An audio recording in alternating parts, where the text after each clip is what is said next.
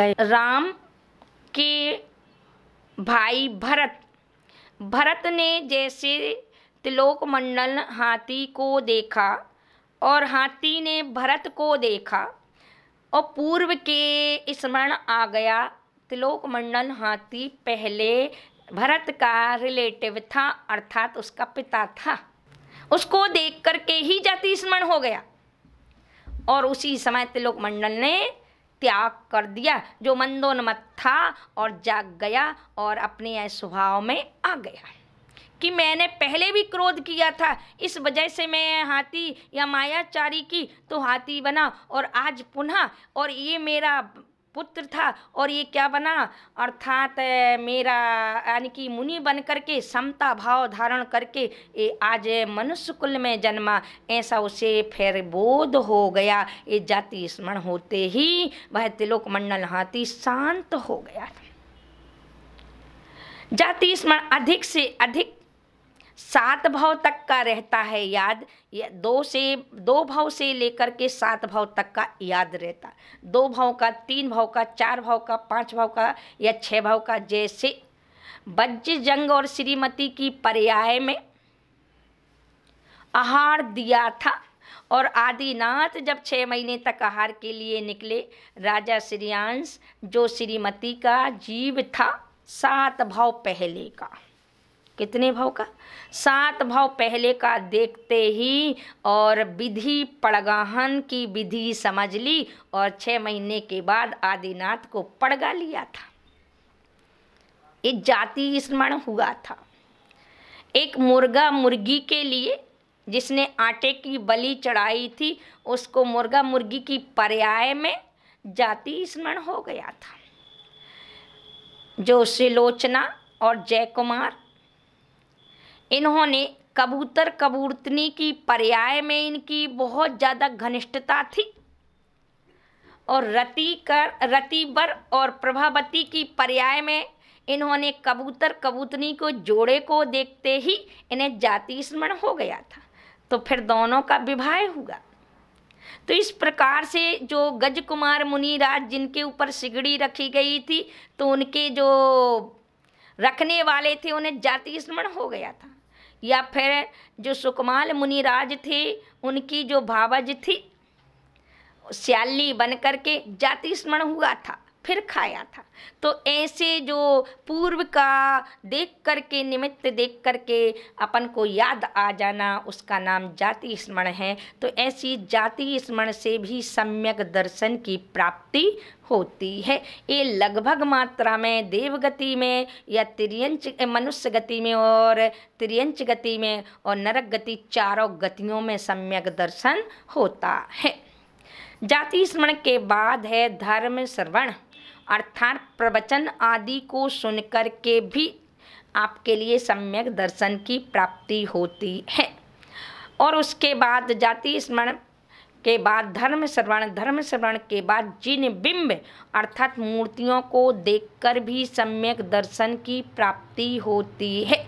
नंदीश्वर पूजन में आप पढ़ते होंगे, अष्टानिका पर्व में पूरा का पूरा स्वर्ग खाली होता है और वहाँ पर 8 दिन तक लगातार ऐसी तल्लीन होकर भक्ति करता, ऐसे दर्शन करता है कि बहुत सारे मिथ्या दृष्टि देवों के लिए उसे जिन बिंब को देखकर, मूर्ति को देख कर के क्या हो जाता है, सम्यक दर्शन आस्था हो जाती है। एक व्यक्ति ने आकर मुझसे प्रश्न किया कि माताजी मंदिर में मूर्ति बैठाने का क्या मतलब है। तो मैंने उससे प्रति प्रश्न कर दिया कि आप अपनी फ़ोटो खिंचवाने का क्या मतलब है आपका। बोलो अशोक जी, आप फ़ोटो क्यों खिंचवाते हैं, क्यों खिंचवाते हैं फ़ोटो, बोलो रतनलाल जी, फ़ोटो क्यों खिंचवाते हैं। अरे फ़ोटो खिंचवाने का मतलब यह है यादगार। तुम तो याद हो तो हो, तुम्हारे पुत्र तक याद रख सकते, लेकिन पौत्र पौत्र के पौत्र, पौत्र के पौत्र, पौत्र के पौत्र, ये परंपरा कैसे बनेगी। दादा हैं, परदादा हैं, परदादा के परदादा हैं, ये कैसे परंपरा बनेगी। चित्र से ही बनेगी। किससे बनेगी, चित्र से ही बनेगी। जैसे दादा को हमारे दादा ने बतलाया, फिर दादा के दादा ने बतलाया, तब विश्वास हुआ। ऐसे नहीं विश्वास करोगे और चित्र बता देंगे तो जल्दी से विश्वास हो जाए। तो मंदिर में मूर्ति रखने का मतलब है, इस चित्र को रखने का मतलब है कि कोई ना कोई था जब तो उसका चित्र है। यदि वो नहीं होता तो चित्र कहाँ से आता, आकृति कहाँ से आती। अर्थात विश्वास आस्था बनाने के लिए मंदिर में मूर्ति रखी जाती है। क्या मंदिर में मूर्ति जो रखी जाती है उससे आस्था बनती। जिन बिंब को देख करके अपनी आत्मा और देव पर विश्वास बनता है, इसलिए जिन बिंब को देख करके भी, इसलिए प्रत्येक देवों के विमानों में 500 धनुष की काया वाली इतनी बड़ी विशाल मूर्तियां होती हैं। इतनी विशाल मूर्तियों को देख करके उन्हें कितने देवों के लिए सम्यक दर्शन होता है। क्या सम्यक दर्शन होता है। तो जिन बिंब को देख करके भी सम्यक दर्शन, अपन दर्शन क्यों करते हैं? मात्र दर्शन करने का मतलब है अपना दर्शन पर विश्वास हो जाए कि मैं भी ऐसा हूँ। अर्थात विश्वास बनाने के लिए दर्शन करते हैं, आस्था बनाने के लिए ही दर्शन करते हैं और किसी लिए नहीं दर्शन करते। तो यहाँ पर जिन दर्शन को देख करके और देव रिद्धि अर्थात देवों की रिद्धियों को देख करके, धन दौलत आदि या जायदाद आदि को देख करके सम्यक दर्शन होता है। अर्थात ये इतना पुण्यवान कैसे हुआ, इतना पुण्यवान कैसे हुआ, तो उससे भी सम्यक दर्शन होता है। इन कारणों से सम्यक दर्शन होता है। और किन किन को होता है? तो मैंने कह दिया, चारों गति के देवों यानी कि चारों गति के जीवों को सम्यक दर्शन होता है। बस पंचेंद्रिय हो। कौन हो? पंचेंद्रिय हो एवं संगी हो, मन सहित हो एवं भव्य हो, उनको ही सम्यक दर्शन हो सकता है। उनकी ही दर्शन विशुद्धि हो सकती, हर किसी की नहीं। तो दर्शन की विशुद्धि प्राप्त करने के लिए यह सबसे पहले शर्त है कि हमें संगी होना चाहिए, पंचेंद्रिय होना चाहिए, भव्य होना चाहिए। चारों गति के ही बने सकते हो, कोई दिक्कत नहीं। नारकी को भी सम्यक दर्शन हो सकता है। नारकियों को सबसे ज़्यादा सम्यक दर्शन होता है तो वेदना से होता है। किससे होता? वेदना। जितना ज़्यादा कष्ट पड़ता है उतना ज़्यादा अपन को भगवान याद रहते हैं और फिर विश्वास बनता है। और जितने ज़्यादा अपन सुख में रहते हैं उतने ज़्यादा अपन क्या होते हैं? आत्मा से दूर होते जाते हैं। तो अब नारकियों में सबसे ज़्यादा जो होता है तो वेदना से होता है। अब यदि ज्ञान लगता है कि आज मैं इतनी जो वेदना हो रही, इतना जो कष्ट हो रहा है, आज मैंने भगवान की वाणी पर विश्वास नहीं किया है, इसलिए कहा जाता दुख में सुमरण सब करे, सुख में करे न कोई, जो सुख में सुमरण करे तो दुख काहे को होए। यदि ये दुख आ रहा है तो उसका मूल कारण है कि हमने विश्वास नहीं किया।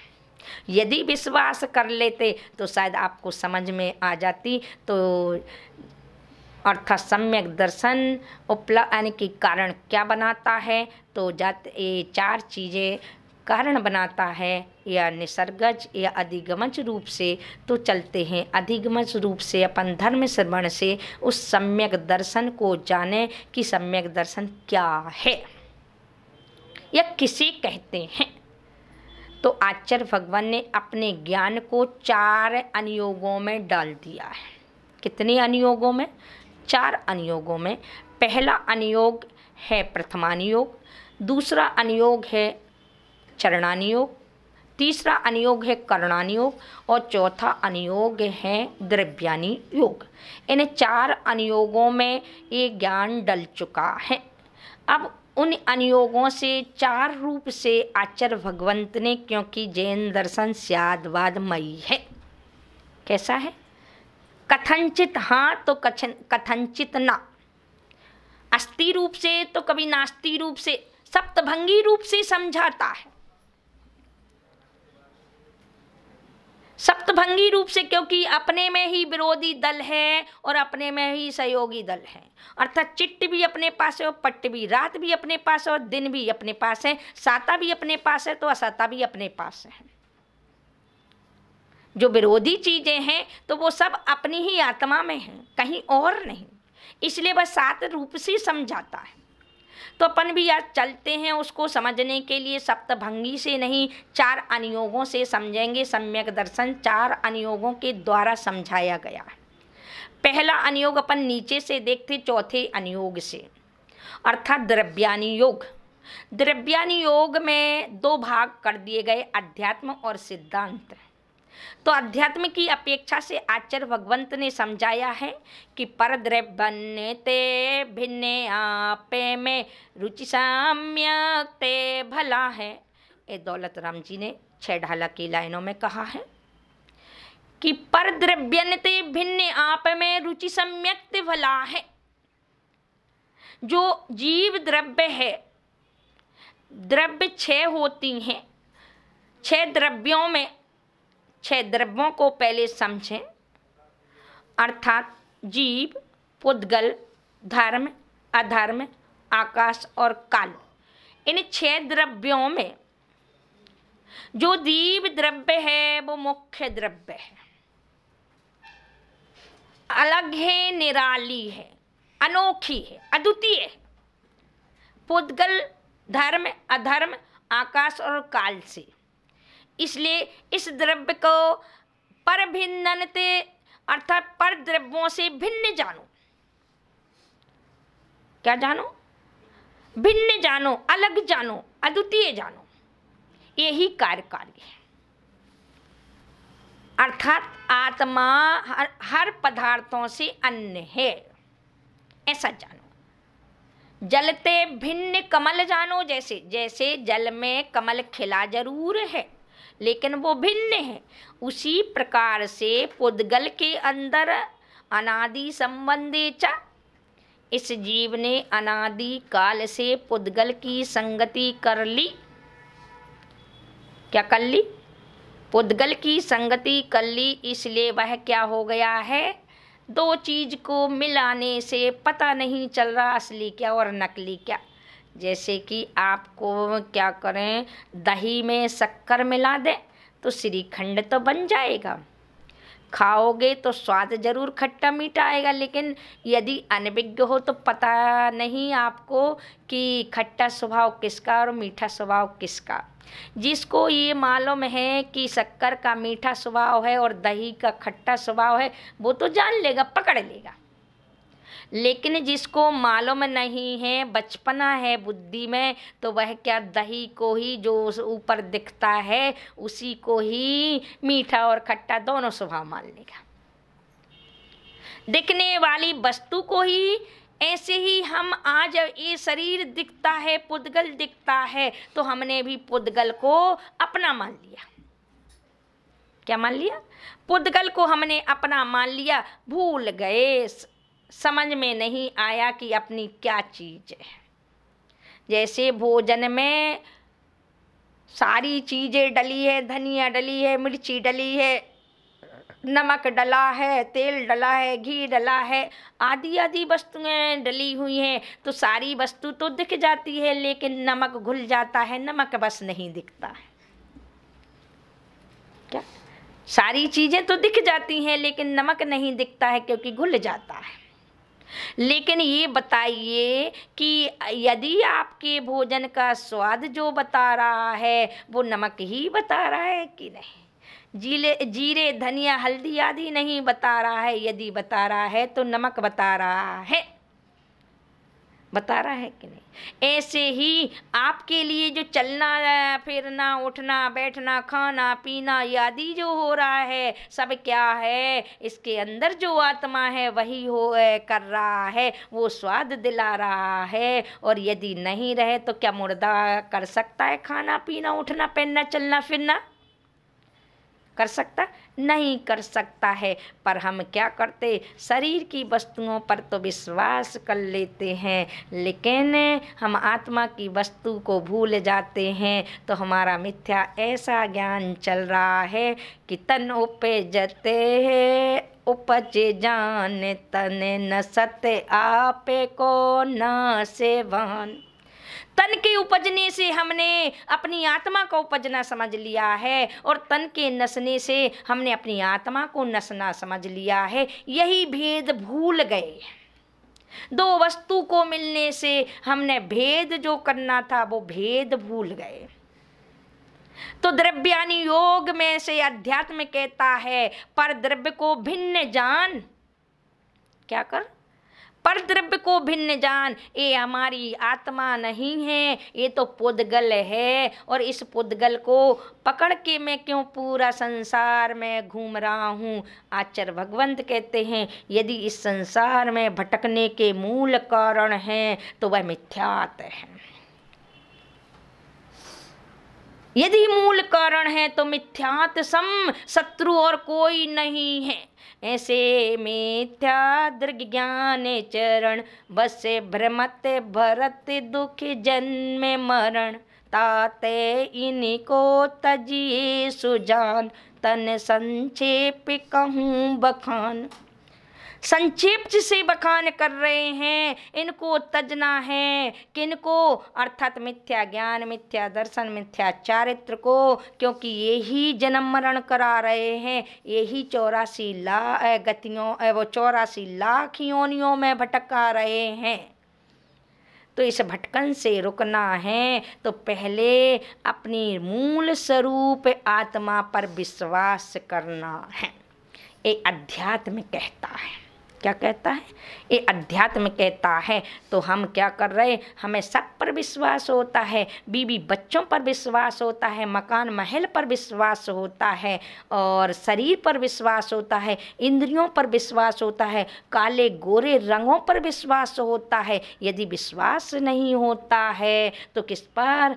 मूल ज्ञान दर्शन पर विश्वास नहीं होता, आत्मा पर विश्वास नहीं होता, उसको भिन्न नहीं मानते, उसको एक मान लेते। तो अध्यात्म कहता है कि पहली मूल अपना जीव द्रव्य है, इसको भिन्न जानो और इसी में रुचि रखो। अपनी रुचि पर पदार्थों में क्यों होती है? क्योंकि हमें विश्वास नहीं, इसलिए होती है। हमारा मन क्यों नहीं लगता है? पढ़ने में मन नहीं लगता है, सब बातों में मन लगता है, फालतू की चर्चा करने में मन लगता है। 1 घंटे 2 घंटे आपको बैठा दो तो आपका मन लगता है, और प्रवचन में आओगे तो नींद आती है।